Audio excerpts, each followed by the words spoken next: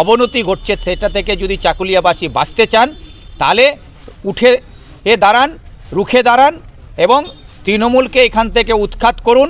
যারা আজকে এই গুন্ডা মস্তানদেরকে নিয়ে পুলিশ তৃণমূলের দ্বারা গুন্ডাদের বাইরে থেকে এনে এই কাজগুলো করানো হচ্ছে এবং এদের সঙ্গে ঝগড়া। এখানে গরিব মানুষ আছে, তাদের জমি সম্পত্তি আসতে আমি বাধ্য হলাম। আমাদের আজকে আমাদের দলীয় কর্মসূচি ছিল রমজান ভবনে, সেই কর্মসূচিকে নিয়ে আমরা একটা মিটিং করছিলাম। তার আগে এরা কালারাম শাহপুর বিদ্যানন্দপুর অঞ্চল থেকে আমার কাছে ছুটে আসে। এদের বাড়ি ঘর সব কিছু সেখানে লুটপাট করা হয়েছে। গরু ছাগল থেকে নিয়ে এদের বাড়িতে যাবতীয় জিনিসপত্র ছিল, সোনা গহনা থেকে নিয়ে এদের টাকা পয়সা সব লুট করেছে এবং পুরো বাড়িটা ওখানে ভেঙে দেওয়া হয়েছে। এটা করেছে তৃণমূলের দ্বারা গুন্ডাদের বাইরে থেকে এনে এই কাজগুলো করানো হচ্ছে এবং এদের সঙ্গে ঝগড়া। এখানে গরিব মানুষ আছে, তাদের জমি সম্পত্তি লুট করতে হবে, এদের উপরে অত্যাচার। একটা সামান্য বিবাদ হচ্ছে জমির জায়গা নিয়ে, সেই জমির জায়গা নিয়ে তার থাকার বাড়ি থেকে নিয়ে তার গরু ছাগল সমস্ত জিনিস লুটপাট করে নেওয়া হলো। আর এরা কার দলের সেটা এটা কোন দলের সেটা বড় প্রশ্ন নয়। ব্যাপারটা হচ্ছে একজন সাধারণ মানুষ, তার ভারতের আইন তাকে নিরাপত্তা দিচ্ছে, দেশের সংবিধান তাকে বেঁচে থাকার অধিকার দিয়েছে। আজকে সে কোন দল করে, কোন দলের লোক সেটা বড় প্রশ্ন নয়। প্রশ্ন হচ্ছে আজকে বর্তমানে তৃণমূলের সরকারের যে পশ্চিমবাংলায় পুলিশের ব্যর্থতা এবং তৃণমূলের অত্যাচার, গুন্ডা মস্তানদের যেভাবে বাড় বেড়েছে, তার কারণে সাধারণ মানুষ আজকে নিরাপত্তার অভাব বোধ করছে।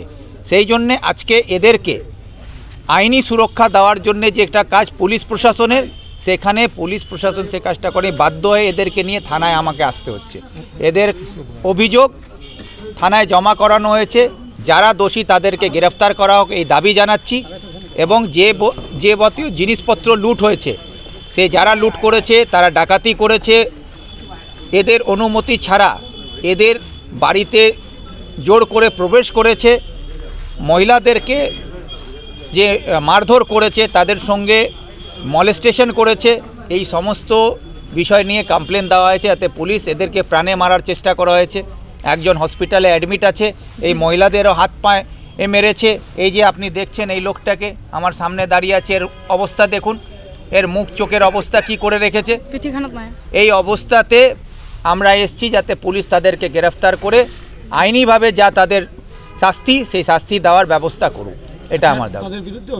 তাদের বিরুদ্ধে লিখিত অভিযোগ জমা হয়েছে, আমরা রিসিভ নিয়েছি এবং পুলিশ তাদেরকে অ্যারেস্ট করবে এই প্রতিশ্রুতি দিয়েছে। সেই জন্য আমরা এখান থেকে যাচ্ছি। এখন একজনকে পুলিশ যে এফআইআর লিখে জমা দিতে এসেছিল, পুলিশ তাকে বন্দি করে রেখেছে।